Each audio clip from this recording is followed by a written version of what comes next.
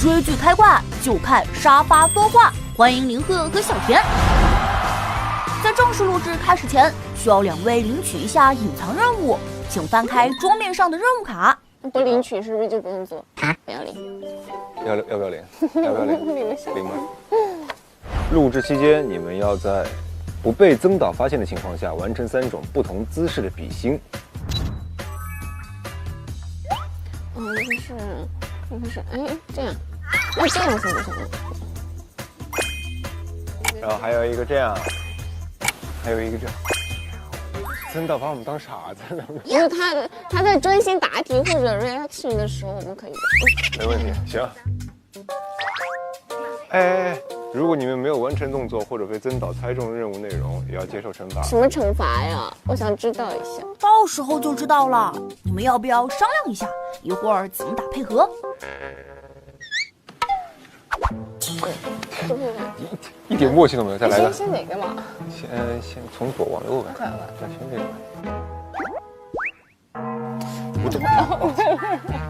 我天哪，完了！提醒一下，隐藏任务会在今天的第5个名场面观看完之后进行结算，你们需要在这之前完成哦。要做完呐。哦，行，没问题。好的，那我们就正式开始录制了。欢迎主语剧组的朋友们做客沙发多话。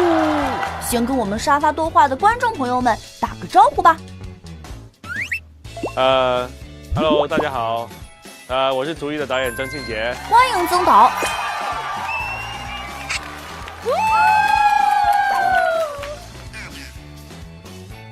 Hello， 大家好，我是演员张凌赫，在主语中饰演的是谢铮。欢迎谢铮。大家好，我是演员田曦薇，也是樊长玉。欢迎长玉，大家新年快乐！新年快乐！恭喜发财！那在这里也要恭喜竹玉，腾讯站的热度破3万了。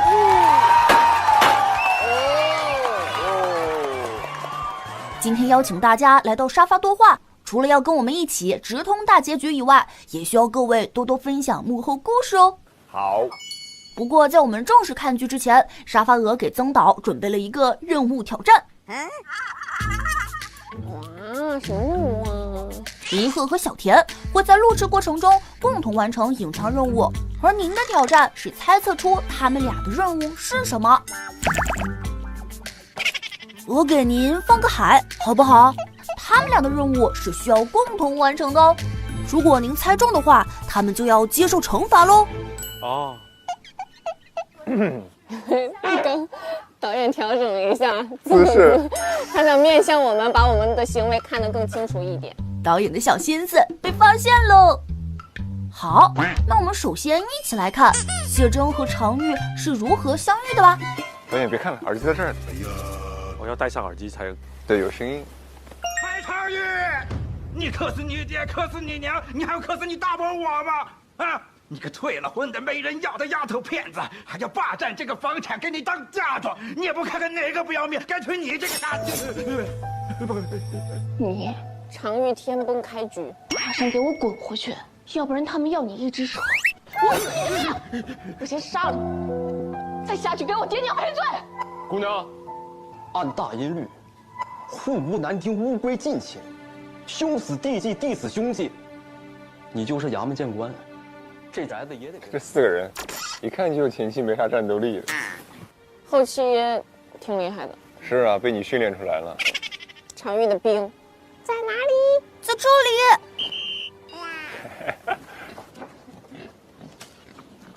你入赘我家，行吗？我不要钱，我就要你。说你不答应，我揍。当时拍这个猪的时候，小猪挺有自己想法的，它很可爱。它是吃饱了，它就不吃了。爹娘死了，就留下来这个宅子。所以是这儿你把我当成把那个猪当成我了吗？你自己说的啊。我真是个顺风耳，他说这么小声我都能在2楼听见。这一直都在暗中观察整一部戏。对，把它当成药，这是我的秘密房间，我现在就需要一碗猪肝汤。你们吃下水吗？其实吃啊，肥肠啊，吃啊，吃啊，你不吃吗？问一下，我又不知道你那个当时吃的时候是真的喜欢吃，还是吃完以后就……那你趁热喝。我们特别爱吃导演，真的是吧？我们都特别爱吃。入赘的事情，我答应。咋啦？我们爱吃猪下水。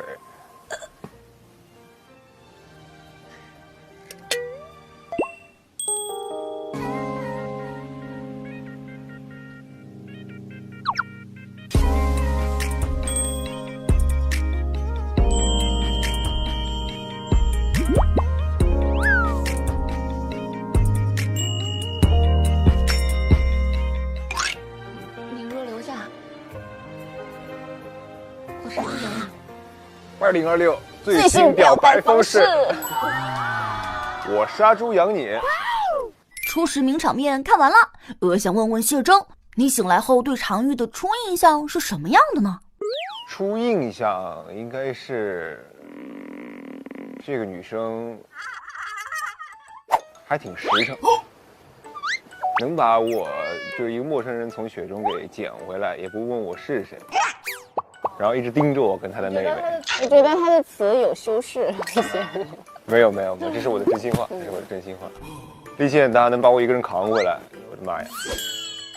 那是什么原因让你短短几天就愿意主动提出帮常玉守住房子呢？其实跟常玉帮我聊了一段时间的伤，然后跟他生活了一段时间，可以看得出来，常玉是一个很善良的人，他并不是有什么其他的一些想法。然后另外，他的那种跟别人的不一样，谢征从没有感觉这么温暖过，在这么一个环境里边，其实被常玉的那种温暖给暖到了，他的心也慢慢的融化了嘛。小田最开始被常玉打动的点是什么呢？我觉得她身为一个女孩子，她有非常强大的韧性和责任感，她能够在非常艰辛的情况下，一直专心的做自己的事情，为自己撑起了一片天地，也为樊长宁撑起了他健康无忧无虑的童年。我觉得他是一个非常了不起的人。是，网友们都说竹玉这么好看，曾导、林鹤、小田缺一不可，所以我们也想问问曾导，最开始这个盘子是怎么组起来的呢？这个盘子是怎么组起来的？这个盘子是老板煮起来的。那林鹤和小田的加入对咱们剧集的呈现有什么加持吗？我反而觉得，就是当他们就加入到这个戏里面的时候呢，他的气质跟我们一开始想设定的那个气质是有一定的出入的。他们就是男帅女美，看起来就非常的漂亮，然后就他们一加入进来的时候，他就会有一种漫画感。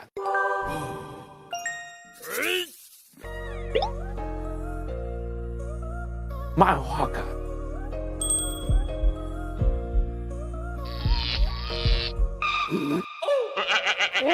所以我们也是根据他们来去重新调整了一点点我们的整个剧的一个走向。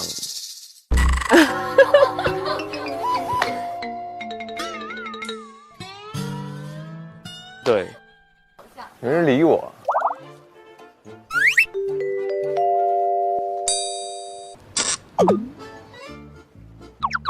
那在这之前，曾导有看过粉丝给他们剪的视频吗？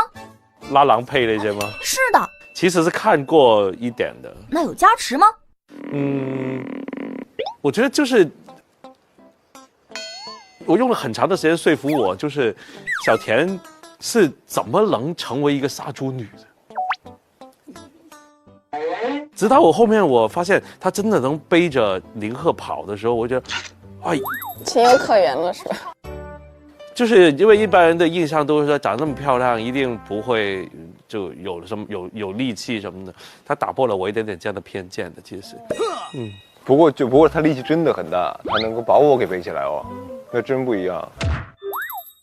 听起来小天是不是很开心？我们这么一讲，没有啊，救命！救命！救命！那合作前后对林鹤和小田的印象有发生什么改变吗？就我们整个剧组都有这样的一个特点，就是说，任何一个演员加入进来的时候，都会就根据演员自己的一些特点来去调整他的角色。所以我很多演员老师来的时候，很多时候在相处过程当中，先会去问一下，哎，喜欢吃什么呀？反正就是都了解多一点他的整一个演戏的习惯啊，各方面的，然后再看看我们角色跟他之间最好有一个可以双向奔赴的过程，那再去调整一点点。反正我自己在看片的过程当中，我会觉得是我很容易能带入他两个人的身份。那王小侯特别凶啊，然后樊长玉特别萌，救命！然后我看到有一张图，有个兔，有个狼，是的，是的，放在一块儿，那里公堂那个，对，是，我就觉得啊，这网友好懂啊，是这感觉哈。刚刚你们两个捣蛋鬼在一边干什么？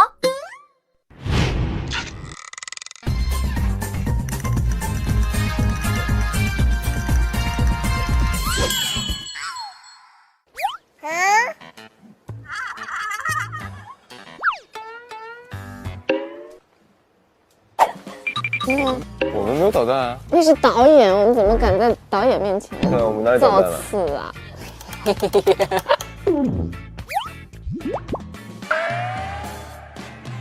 好，那我们接下来一起来看看谢峥和常玉的双 A 时刻吧。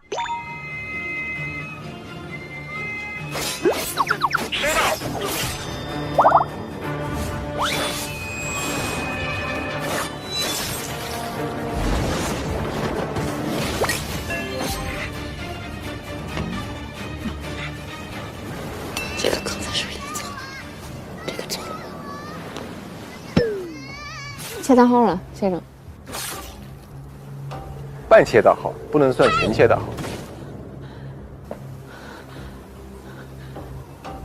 我杀人了。哎呀，小宁娘。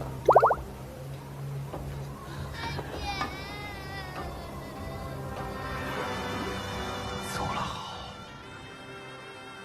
走了我就该收拾你这帮废物了。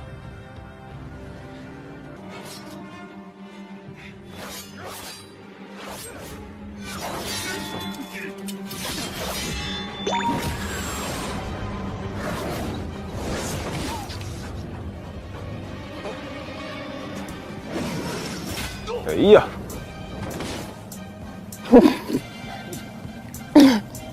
你的枪来了。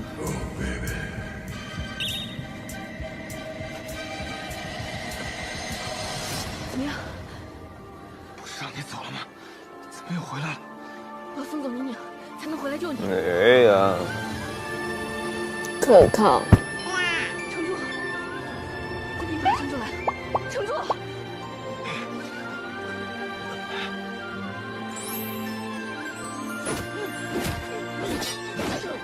你看我的武器进化了耶，杀猪刀绑了一根棍子。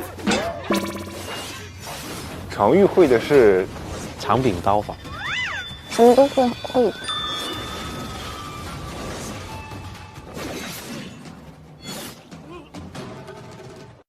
哎呀，好厉害！谢峥让常玉带着常宁抓紧离开，但内心是否期待他会回来呢？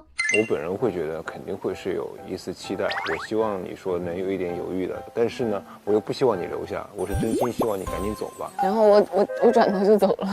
就是他会想让你走，但是你真走了，我会有点失落，复杂的情感。常玉看到谢峥舍身救妹妹的时候，内心是什么感受呀？我就觉得哇，好可靠，就是这个男人没白养，没白养，就是我感觉说的也有道理，对不对？有道理，对，因为妹妹对常玉来说很重要。那谢峥和常玉对彼此的感觉，什么时候开始变得不一样了呢？我的视角上面，其实他们两个人是潜移默化的，然后是细水长流。细水长流，对，他没有一个特定的时间点，两个人真的什么爱上。哎，导演，你设定的点在哪儿？细水长流的都是，还真是，那跟我们的观感是一样。是。那有某个点让你们在拍摄或者追剧的时候被戳到吗？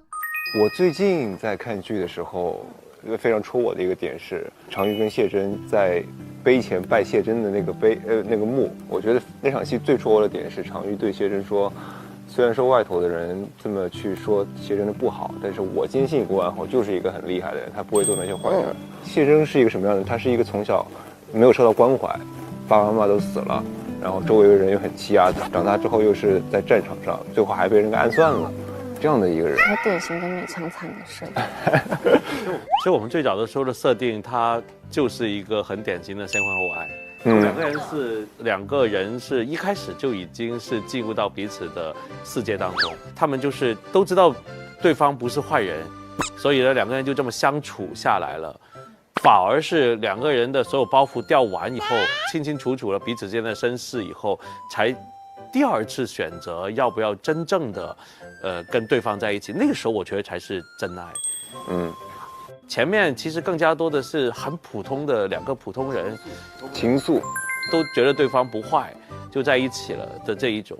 所以郑源来了，挡也挡不住。对，就是对特别的人的一种情愫嘛。到后边就是分不开了。戏外两位也是第一次搭档嘛，那在表演上逐渐有默契了，是从什么时候开始的呢？默契的事儿，其实我们俩平常拍戏的时候，就我们俩平常拍戏，就是一场戏可能提出来的点，对方是否也跟自己有同感。其实这个时候基本上90%吧，对，能够同频。对，没有什么很产生分歧的时候。是，而且我们其实就算有一点可能自己不同的想法，也能够达成一个打败对方也能。对，也能达成一个共识吧。反正演起来还是挺顺的，无论是什么戏。观众们都说曾导在逐玉给每个人都留下了人生镜头。那我们曾导在现场的时候有什么操作会让你们觉得天哪，还能这么拍？我说实话，我在现场拍的时候，我只知道曾导能把我拍得很帅，然后我就不用担心画面什么东西。但是我之后看了成片之后，我真的发现，我的妈呀，这个构图真的很厉害。我已经说了很多遍了，但是我还是得说，这个构图真的很厉害。哎，是有后期去修饰吗？真的？哎，还是你自己，你是玩什么游戏之类的吗？有啊，我们都讨论很多游戏了，你还给我买游戏机了。对，我们要共同爱好。是因为我觉得游戏画面是非常精美的，因为它的视效传达，游戏其实是所有的很顶级的。对，所以你会不会对自己有帮助啊？打游戏的画面啊，那确实挺有帮助的，是吧？对。你知道我那致激灵是怎么来的吗？不知道。你猜猜看，可能是游戏里面的。对啊，对啊，就是导演喜欢游戏啊。导演在监视器后面有什么反应，会让你们觉得这条稳了？我在片场里面挺冷漠的，我感觉。对啊。就是还行，就还行过吧，就过吧。他们听起来。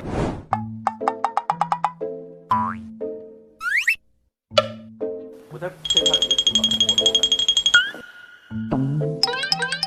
对啊。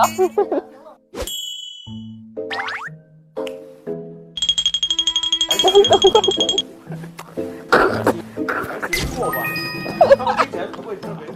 他们听起来不会特别开心的，估计。他们听起来不会特别开心的。对，就是如果说也还行吧，过吧。然后他们就这还行，我已经演了那么努力了，有可能有这样的感觉吧。但我其实有的时候拍到一些东西的时候，我是很开心的，但是就觉得在片场嘛，就不能表露出来，然后就觉得好像都见过世面的那种。但是导演早就被我们两个折服打败了，对不对？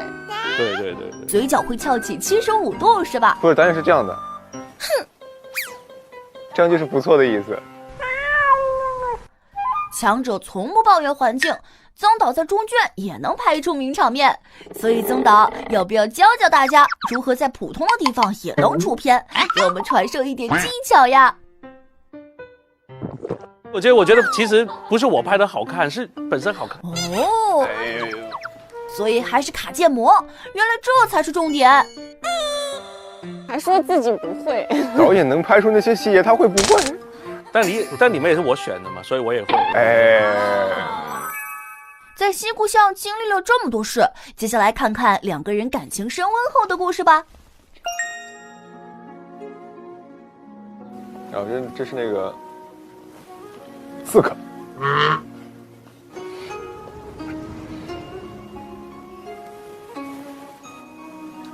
你干嘛？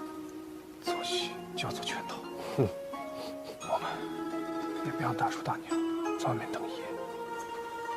我在上面，你休息好吧。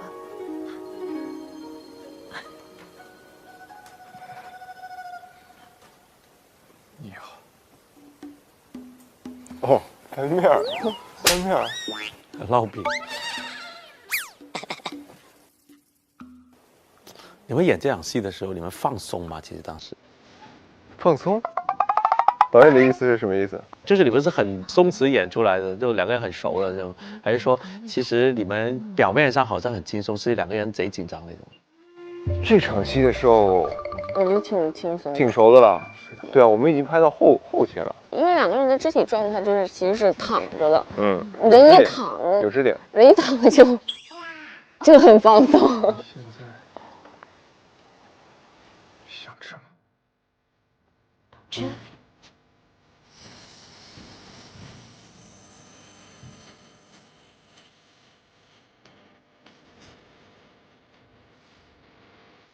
当时其实想做这场戏，就是想做很舒服的环境，其实就是很舒服，是，本来很亲密，但两个人又趴在上面的，就聊一些很无聊的事情的那种。对，就是一个很温馨又有情愫的一个场合。然后他的经纪人就来了。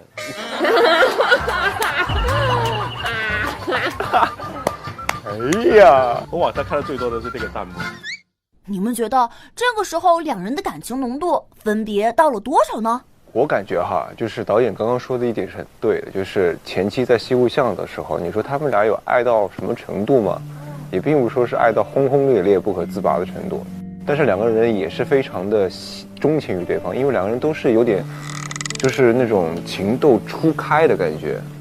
一个常玉是可能他的生活本来这么苦，没有谈过恋爱，他可能在试探这些情感的东西。谢真也一样，谢真是他以前不敢触碰，但这时候他是慢慢的在接受这个东西，两个人都在往那个临界点去试探，所以说会产生这场比较暧昧又很干净的戏。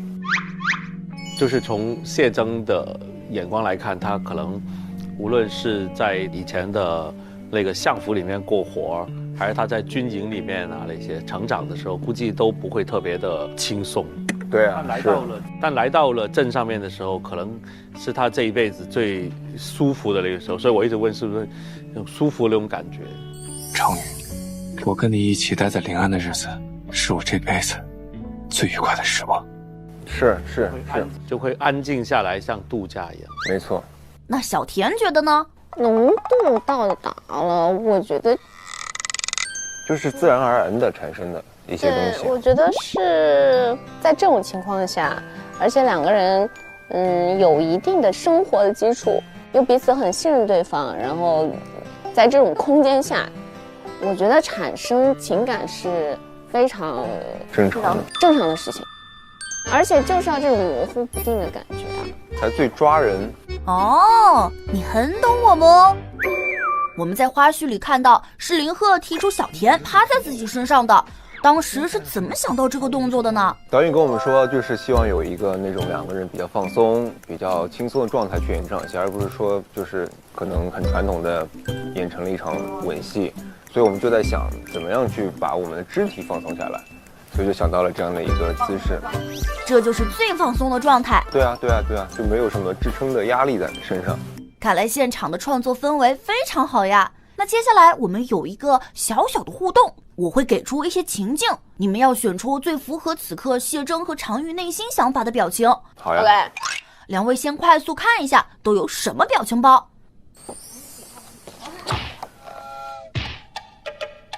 我这表情包这么厉害。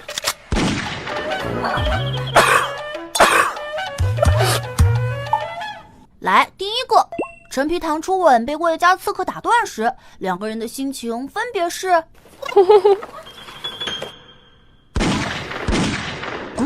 是的，我们观众的心情也是这样的，给他一个夯。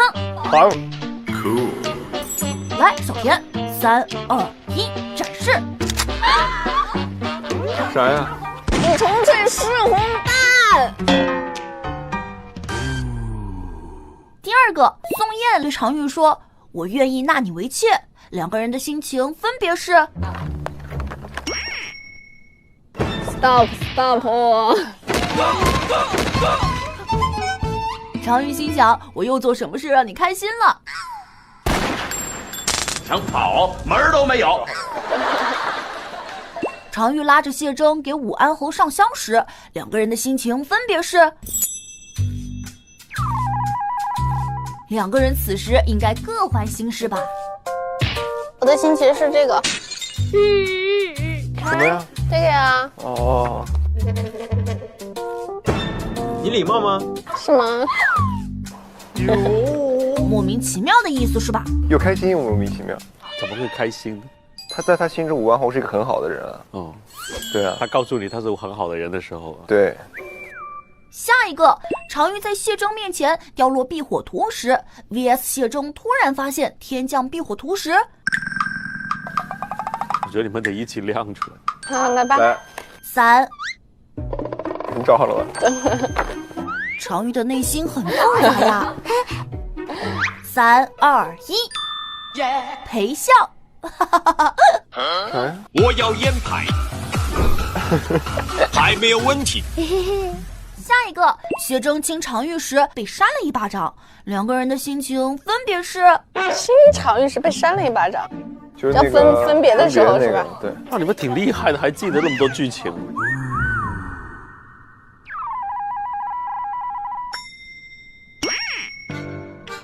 我觉得这个很炸。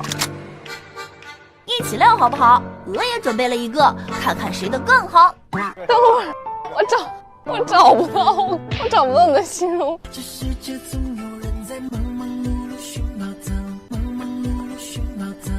你先找，你先找。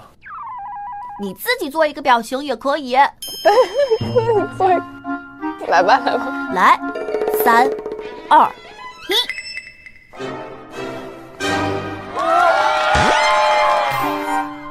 我懂你。是的，震撼美味。你纯粹是混蛋！谢征眼中的自己 VS 常玉眼中的谢征。常玉眼里的谢征。来，没关系，又活了一天。我以为你说的是这个。谢征，你眼里的自己是这个呀？对啊，就萌萌的，可爱又强壮的。强壮的兔子。好，下一题，常玉眼中的自己 VS 谢征眼中的常玉。谢征眼中的常玉。不错，两位选的都很符合呀。各位玩得开心，我们看的也很满足。但甜蜜之后就要小斗一下喽，看看即将开始异地恋时两人的态度是怎样的吧。不就这场戏吗？你走了，真很美味的一场戏。总得有个说法。震撼美味。我想问的是，如果我真的走了，你是想嫁人呢，还是继续找雪？反正不是冷脸皮去倔的。你嘴那么多，还是先担心自己能不能娶媳妇。我的事不用你担心，就算娶也不会娶你这样。两个人都是嘴硬，起码得找个温柔贤惠、会持家的。是啊，反正我本来也是喜欢斯文、读书多、爱笑的。你看我刚好。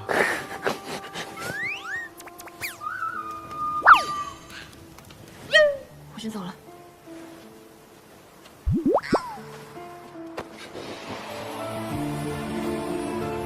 这是你的舒适区，人家说。我的舒适区。你的演戏舒适区，强之爱。导演对我有误解，我是喜欢演文弱书生的人。不，都说你是强制爱赛道最严厉的父亲呢。不，你们对我都有误解，我适合演文弱书生。就演我们常玉喜欢的样子是吧？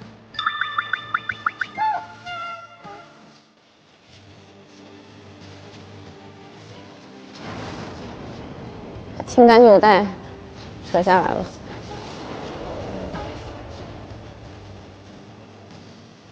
凭什么？你想走就走，想亲就亲。这光真不错。我就想起那个摄影师，一会儿又跟我说，怎么的调色调成这个样子？这个吗？这颜色不是很好看吗？可能他对自己要求比较高。很好看，你看这光影，这个就是最有那个一冷一暖的那个，是你躺在冷的地方。有人说红色这一半是代表了常玉，你可以有多种解读，这就是他构图的巧妙之处在。更多精彩内容，下期继续嗨聊。骑着音箱就来了，大家不会觉得常玉笨笨的吧？很可爱啊。我在想，如果是我的话，哈哈，你会怎么样？我五万红彤彤的一起。心动演绎一对事情破功，苹果肌无法放松。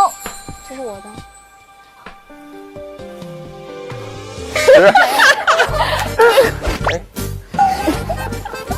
真的，你觉得我此时应该说什么啊？我本来想进电影院看戏，结果有人走过来跟我说：“哎，你要导戏哦。”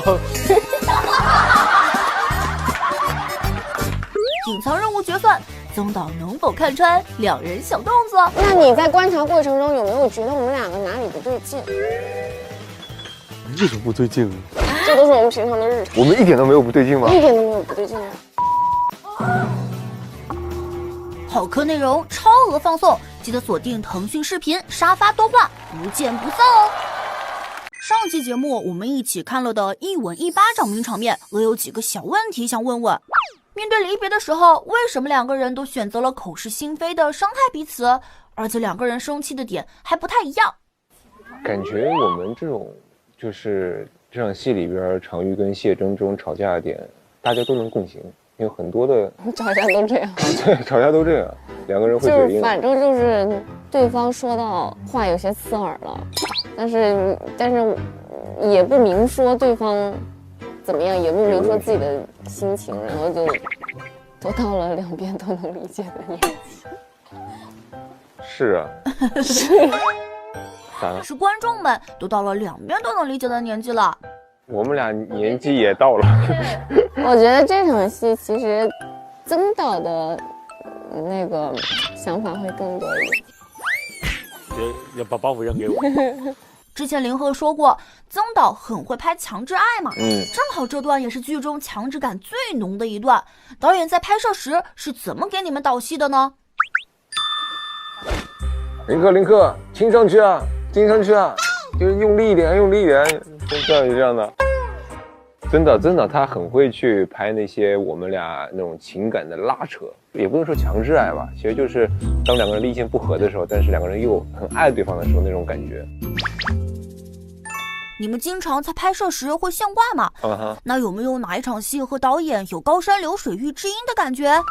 我们应该每一场戏都有在这种细节上打磨。对，我印象比较深，就是我们就说确实是拍第一场吻戏，但不是这一场，是后边的那个有个纱窗，然后还把那个东西摁破的那个，还记得吗？那时候导演还有一个就是比较火的一个什么翻面啊，是不是？还记得吧？我当时也是说，哎，不如先试一下吧。结果他们就来了，我说哦，不用调，好开心，就不用我怎么努力。然后我说你们怎么这么会啊？他说，其实我们已经很熟了，就是不用重新培养感情，可能就。剧中还有很多非常唯美的吻戏，两位觉得最戳自己的是哪一场呢？最戳自己的，陈皮糖巴掌吻、勾魂、窗户，真的是各种吻哎。我喜欢陈皮糖吻，我也喜欢。是为什么呢？可能当时那个环境激发起少男少女内心的悸动，那种在狭小空间里感情弥漫得更加浓烈，还被人打断了。对，因为你看巴掌吻、勾魂吻或者是窗户纸吻，他们都是在一个比较宽阔的环境里面去产生这样的他们当下的情感纠葛。但是只有陈皮糖吻不太一样的，就是他在一个狭小的空间里面，就是单纯的没有那么多感情拉扯的，是不是？就是没有那么多，就是被对方所吸引的。就是想吻他是我唯一的目的。老吃家呀，老吃家。曾导觉得呢，最喜欢自己设计的哪一场吻戏？其实我也挺喜欢陈皮糖吻。那我们争议 CP 的吻戏在指导时有什么特点？还是干脆就直接放手交给他们？其实真的是可以放手不管的，理论上来说，只是会可能就是要拍的好看一些，需要找点角度，对，就会轻轻会告诉他们，转过去那边一点。但是呢，他们的嘴又亲在一起，让他转过去，那可能就有点难度，他们就要配合一下，就不能停。其实我们拍吻戏的时候是很多人说，清场、安静什么拍，其实我们不是的。我们拍吻戏的过程当中，我是一直在监视器面前打断他们的，其实是。哦，你拍过谁还要清场啊？拍吻戏？因为你们会嘛，就是说你们是会的 ，OK。很多人会就这么多人其实会有人会尴尬，会有点尴尬。接下来我们快一起来看大家期待已久的掉马时刻吧。哦。对了，你是到兵第几营，跟的哪位将领啊？左卫军第3营。这个戏是，但凡不是两个人都心虚，早就戳破了。是啊，你也心虚，他也心虚。对，主要是太明显了，他在军营里的身份。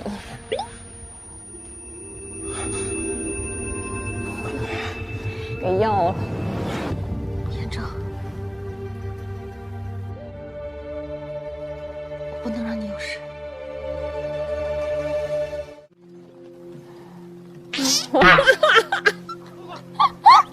这小碎步倒的，这也太好笑了，家人们。你夫婿他能同意？他被我迷晕了。我的妈呀！你怎可如此莽撞？你知不知道他对真人大战有多重要？他连个武长都不是。哎，这是日系调的色吗？没有拍的时候就调了那个，就把那个白平衡是吧？把白平衡调蓝了一点，好好看哦，这色调。有时候冷一点会更像质感，有质感。对，它残酷一点看起来。对。哎呦！你们这些都没看过的是吧？对，没看过。我看过，我通配的时候看过，但是我没看过调色版。你是原版是吧？对，颜色一调就感觉不一样。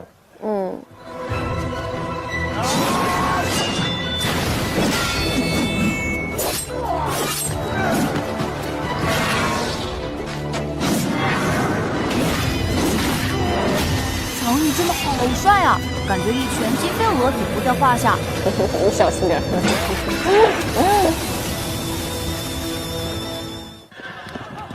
掉马了，这真的是掉马。完好。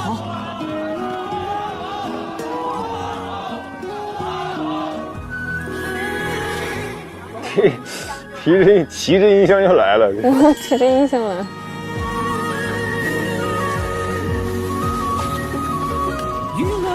庙堂谁弹起？等风起，天子手大衣。这是时期。大家不会觉得常玉笨笨的吧？为什么呀？很可爱啊。没有，就觉得一直没有发现玩猴的身份。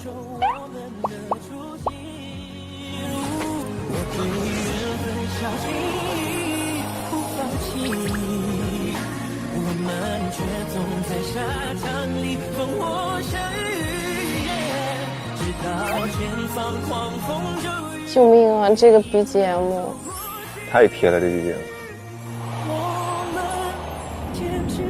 这其实是小说里面非常高冷的一个戏。对。完了，真是非常封神的一场戏啊！首先问一下常玉，为什么这里一看到谢征拔腿就跑了呢？能说啥呀？气的吧？不记得是。能说啥呀？气他也不是跑，他也不是跑，他就是想离这个人远一点，离武安侯远一点，就是一时信息素涌入我的大脑。对，这毕竟欺骗了他嘛，也算是就是没告诉他实话。其实这个可能是对彼此太信任了。对啊。一下子有点难以接受，对吧？那谢征有没有非常后悔没有早点坦白自己的身份呢？当然后悔，而且我觉得谢征在前面无数次肯定想过，是想跟他坦白他的身份，但是没办法，因为他真的害怕他的身份坦白之后，第一个樊长玉会跟他会有误会，第二个就是我的身份会不会给你带来一些其他的问题，对，就还是担心他吧，但也不知道怎么开口，这怎么说呢？这个事儿，那有设想过什么时候坦白吗？谢征的目的，谢征的想做的事儿，其实就是查清楚自己的，咋了？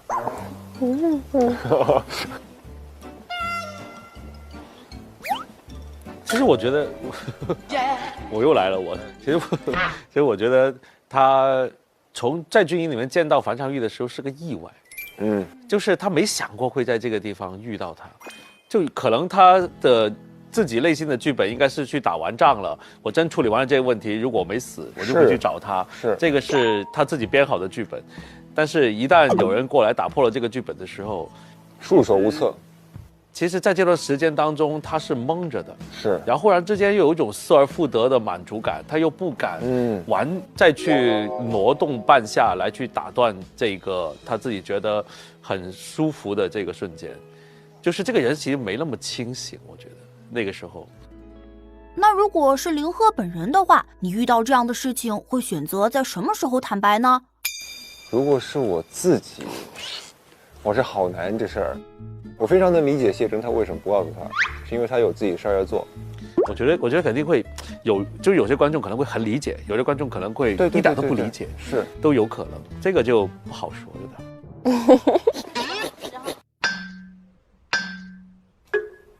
我在想，如果是我的话，哈哈，你会怎么样？我武安侯堂还行，我立马告知所有人，十里相亲，武安侯来，武安侯来。被捡到的时候就立刻坦白是吗？哦，对，哎，我是武安侯啊。哎，我是武安侯啊。在戏里，谢征和常玉的感情在跌跌撞撞中前进，戏外林鹤和小田都深受曾导轻传，那鹅就要考一考了。面对一些情感升温的时刻，究竟谁的表现会更惊艳呢？请两位现场演绎，由曾导来进行一下评判。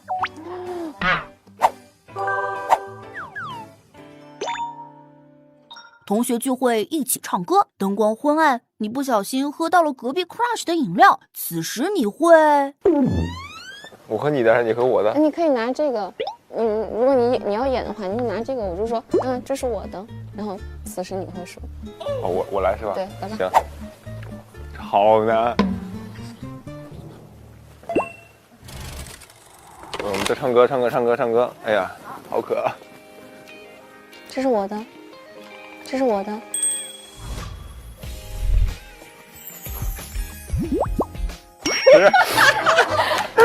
重演，看一下，再来一遍，声音来，不好意思。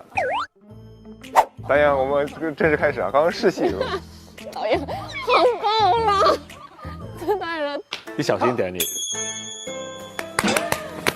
好，来。这是我的。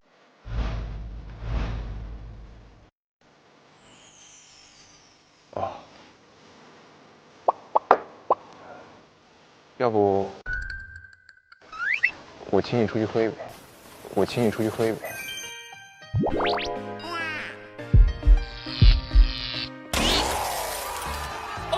怎么了？打分，快点，不要让我失望。怎么了？不对吗？这个场合我觉得很合适啊。遇到了我的 crush， 同学聚会人有很多，是不是我们可以单独出去喝一杯？那鹅也给到一个夯吧。接下来到小田。让我想想，这个好难啊！好难，真的好难。耶，笑什么啊？这是我的此生的怎么办啊？行不行？我真不行。那可是你的 crush 呀！我真的那曾导要不要帮帮小田？怎么办？曾导，你觉得我此时应该说什么？曾导摸摸抠抠脑壳。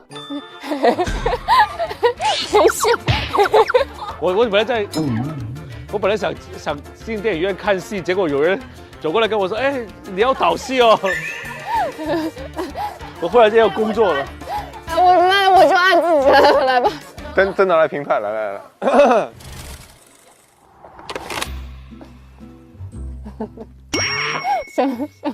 想了自己要干嘛就觉得好笑。哎，又是你这。为什么要笑场？再来一个，不好意思。实习，刚刚实习，再来一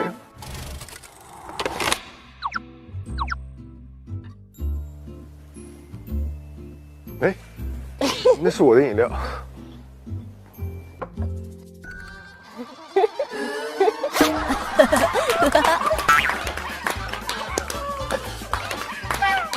曾导觉得小田的表现怎么样呀？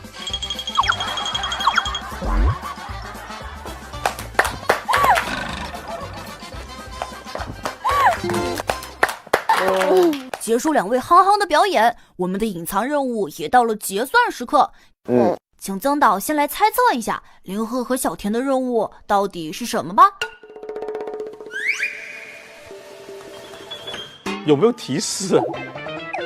那你在观察过程中有没有觉得我们两个哪里不对劲？你为什么不对劲？这都是我们平常的日常。我们一点都没有不对劲吗？一点都没有不对劲。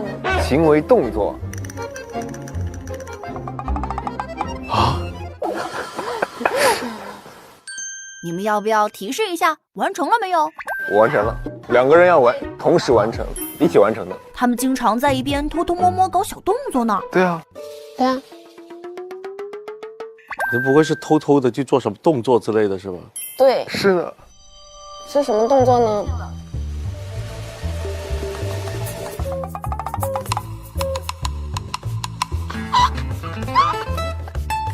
比心。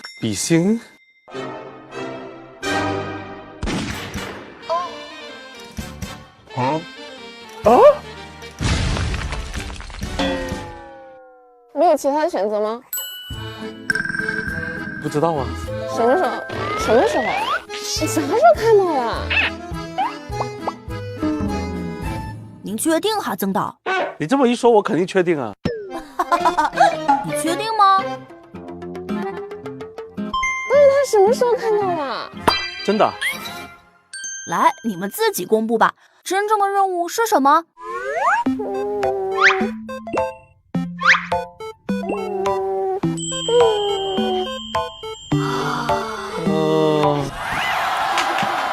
哇，我好厉害呀！你有看到这3个动作吗？你没有吧？这是你猜的，是不是？我看到他做了一半，但是他没做。都怪你！都怪我！都怪你！但是我，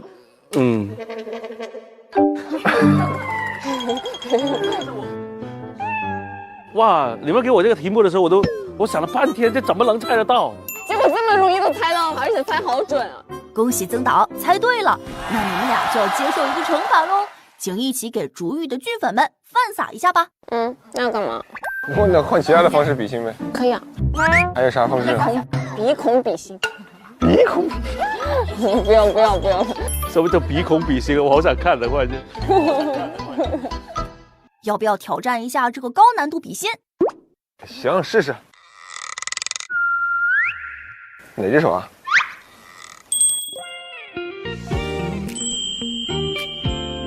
这样的，这样。这样是吧？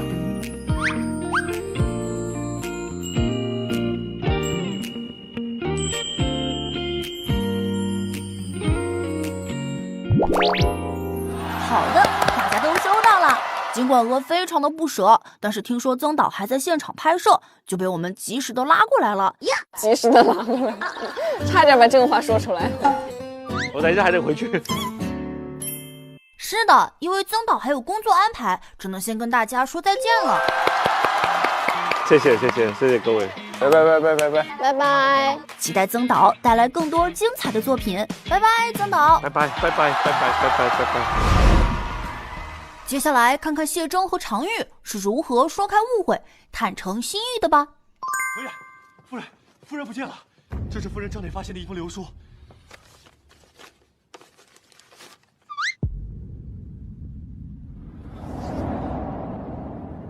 谢九，备马。是。樊成玉，你为何宁愿流出出走，也不愿跟我在一起？你为什么不愿意喜欢我？我怎么会不喜欢你呢？我想清楚了，不管你是严正还是谢征，我都喜欢。这其实就是我们俩越来越成熟的感情观。哪有红衣？竟然是我家沙发。就是那人，很想着跟你一刀两断，但听你说起在临安的点点滴滴，我又不是石头做的。眼下有一事，我要去救芊芊。这样，那时候拍的日子暖和吗？让我帮你去寻回。是什么季节啊？几月份啊？我替你。春天。3月份。春天，对，不冷不热。他们现在也是3月份，拍了1年了，正好1年。但我不能余生都依赖你。你的杀猪刀已经不能用了，我用它重新回炉锻造，打造出了这把双刀。也没正经送过你礼物，这把双刀正适合你。第2个手工礼物啦。然后这把刀铸刀过程还挺……你们看过了吗？我都看过了啊。我拍的时候其实有点不太理解，我不知道最后呈现出来是怎么样的。是挺热血的，但常玉表示不理解。你有病吧？是吧？我跟他有一样的感受。真是画本看多了，不然我会感动得痛哭流涕。再有下次，我买180把刀，让你慢慢砍，手臂不够，屁股来做。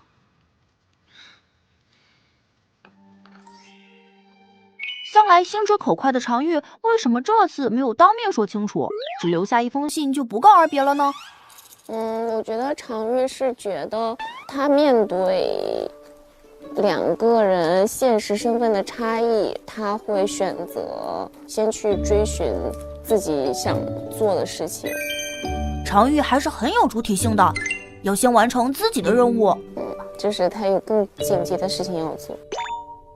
那林鹤觉得呢？常玉身上有哪些特质是你非常想拥有的吗？其实我挺喜欢樊常玉的那种，老娘就是最厉害的，老娘认为对的事儿，其他人都别来干涉我这种性格。其实也是戏里边谢征喜欢樊常玉的一点，他就是有担当、有主见，然后也有自己的一腔热血，而且还懂谢征嘛。那常玉发现谢征胳膊受伤的时候，谢征嘴上说：“哎呀，没有啦。”但其实内心想的是什么呀？肯定很开心啊，就是他会这么担心我，会想着快看吗？也没有你那么夸张了吧？但是你一直在伤啊。是我一直在伤，但是你在军营也在伤，是不是？装的。看到你担心我，我也会开心，就是那种感觉，也没他说的那么夸张，但是会有。对。我们能看到谢征总是在跟常玉示弱，这是谢征追妻的小心思吗？这话被你们这么赤裸裸说出来，就有点，这是一种小的手段，但是本质上其实就是刚才的伤，其实被他看见也会担心他会不会担心我。常玉也很吃这一套吧？常玉不在的时候。常玉在的时候，你怎么吐血了？你就这么想跟我合力吗？好的，接下来我们一起看看结束所有事情后回到西故乡的2人吧。老头子，老头子，你听，有人。大叔大娘，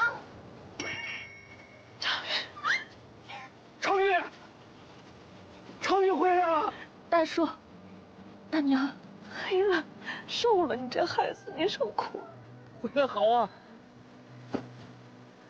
干娘干爹，我全顾真回来了，以后会孝顺爹和娘，再也不分开了。我也是要孝敬你们。常玉，这地方真的是很有归属感。回来的路上一直在琢磨，承载了一段非常美好的回忆。希望二老可以成全。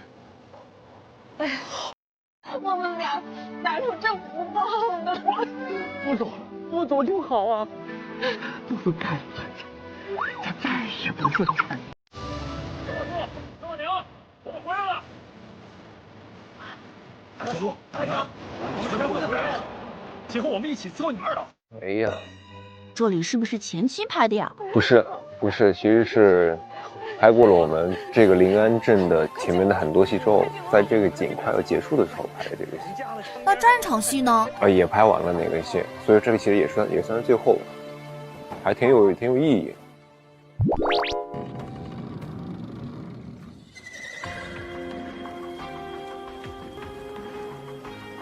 真不错。哎呦，哎呦，谢将军，若有危险，躲我身后。都2个孩子的娘了，成熟一点吧。那便万事小心。说实话，我更喜欢前面，我看有点羞耻。平安归来。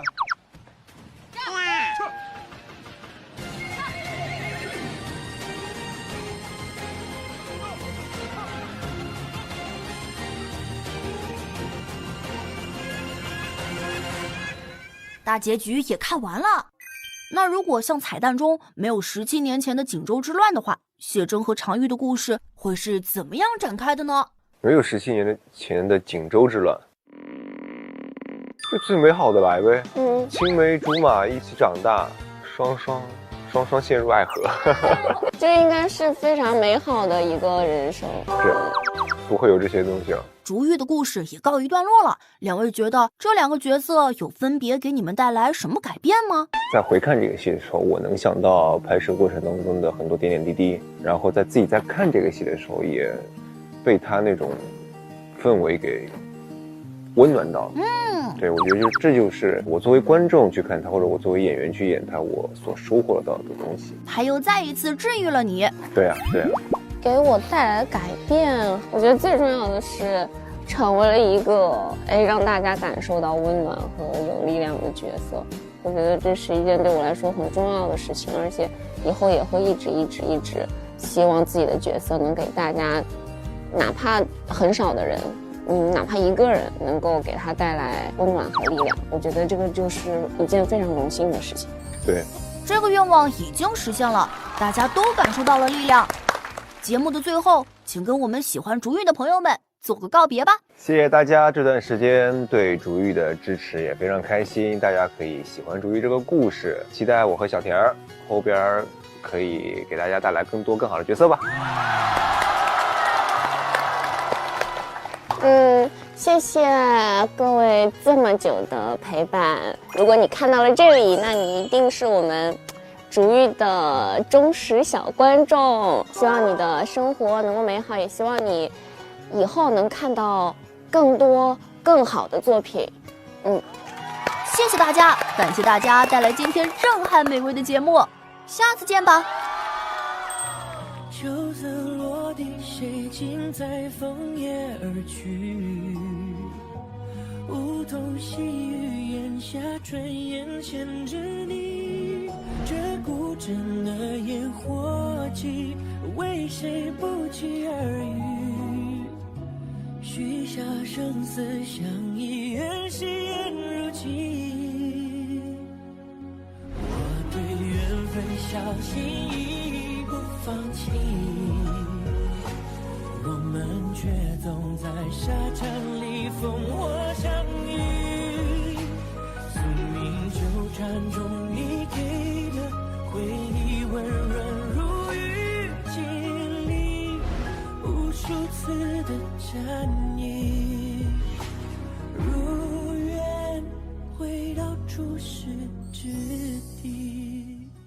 如果你看到了这里，那你一定是我们竹玉的忠实小观众。欢迎导演。导演 ，Hello， 好久不见，好久不见，瘦这么多啊！天哪，好假！我们先拍下剧照吧。OK。